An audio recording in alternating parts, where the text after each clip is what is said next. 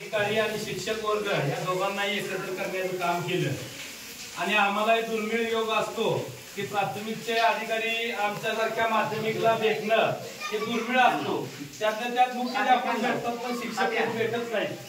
त्या या ठिकाणी लिगाडे साहेबांचं जर तुम्ही पूर्वाश्रमी इतिहास जर पाहिला तर 2 वर्षाखाली त्या ठिकाणी शिष्यवृत्तीचं ट्रेनिंग होतं। त्या ट्रेनिंग मध्ये बऱ्यापैकी त्यांनी माहिती सांगितली की त्यांनी बरेच दिवस त्या ठिकाणी दोंडेवाडीच्या त्या शाळेवरती काम केलेलं आहे।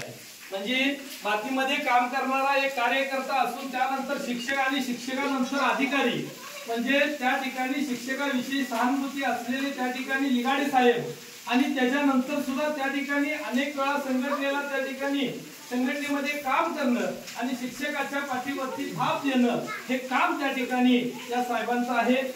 आता वास्तविक पाहता साहेब आले नुसते नाही तर पाऊस घेऊन आले म्हणजे त्या ठिकाणी अशा पद्धतीचं एक आनंदाचं चैतन्याचं वातावरण निर्माण केलं।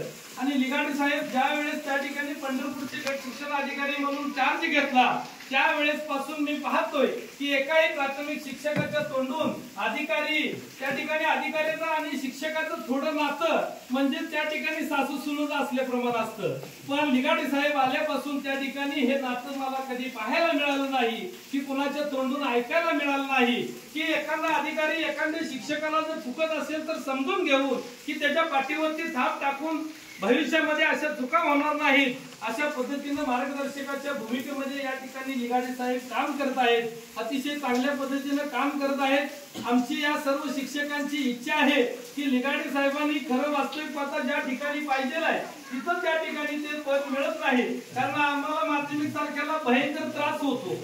चव्हाण सरांना माहिती आहे किती त्रास होतो तिथं की काम म्हणलं का तिथला अधिकारी त्या ठिकाणी काम करत नाही।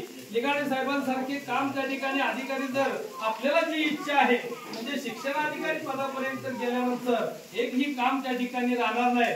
जी.बी. गायकवाड सरांना माहित आहे किती कामं आणि कशी पेंडिंग आहेत की ते कामं त्या ठिकाणी व्हावी आणि साहेबांना त्या ठिकाणी प्रमोशन मिळावं या ठिकाणी आपण आशा व्यक्त करूया।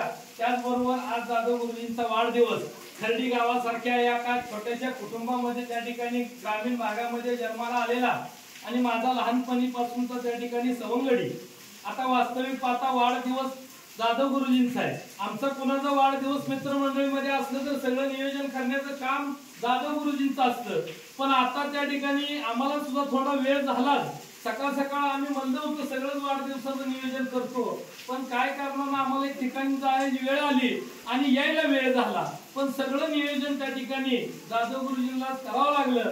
आणि मग या आमच्या मित्रमंडळीमध्ये जर पाहिलंच आहे तर तुम्हाला एकही त्या ठिकाणी व्यसनी कोण मित्र दिसणार नाही। सगळेच मित्र शिक्षक झाले आणि पैसेही कमवते पण वाम मार्गाने एकही त्या ठिकाणी मित्र जात नाही। आणि त्यातल्या त्या ठिकाणी जाधव गुरुजी जर अशा कुटुंबात आले की त्यांनी त्या ठिकाणी दिवसाचा दिवस आणि रात्रीचा दिवस करून त्या ठिकाणी हे सगळं जे जमवलेलं आहे नुसताच पैसा कोणी कमवतं पण असणारी माया जाल कमवणं हे कुणाच्या नशिबी त्या ठिकाणी नसतं। ते जाधव गुरुजींच्या नशिबी आहे की त्या ठिकाणी आजपर्यंत की शिक्षकाच्या वाढदिवसाला अधिकारी येणं हे सहजासहजी गोष्ट नाही। तुम्ही आलात मोठे मनानं त्या ठिकाणी आलेला आहे। जाधव गुरुजींचा मान सन्मान या ठिकाणी कर्तृत्व पुढे आलेला आहे। त्याचबरोबर त्यांना खांद्याला खांदा देऊन म्हणजे आता ज्यावेळेस त्यांची सोसायटीचं इलेक्शन झालं आणि इलेक्शन पासून मला वाटतं अत्यंत संबंध जास्त आलेले आहे आणि मग ह्या संबंधातून हे त्या ठिकाणी पुढे येत आहेत। आमच्यासारखी माध्यमिकची नुसतं म्हणतात जाऊ द्या पुढे काय टेन्शन घेऊ नका पण प्राथमिकची काय अवस्था असते ती त्यांनाच माहित आहे।